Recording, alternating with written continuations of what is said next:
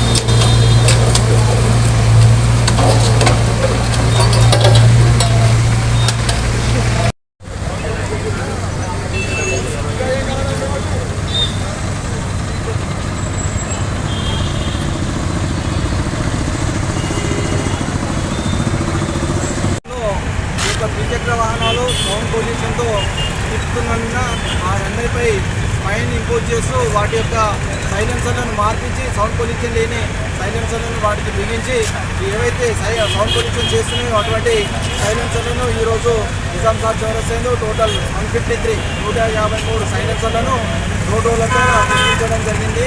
ఇక్కడ నుంచి ఎవరైనా కామారెడ్డి పట్టణం నుండి ఎవరైనా సౌండ్ పొల్యూషన్ చేస్తూ చిక్కినట్టయితే వారి మీద చర్య తీసుకోవడమే కాకుండా ఈ యొక్క సైలెన్సర్లను ఇదే విధంగా మార్పిడి చేయడం జరుగుతుందని చెప్పేసి కామారెడ్డి పట్టణ ప్రజలందరూ కూడా కామారెడ్డి పట్టణ పోలీస్ శాఖ తరఫున తెలియజేస్తున్నాం. Thank you.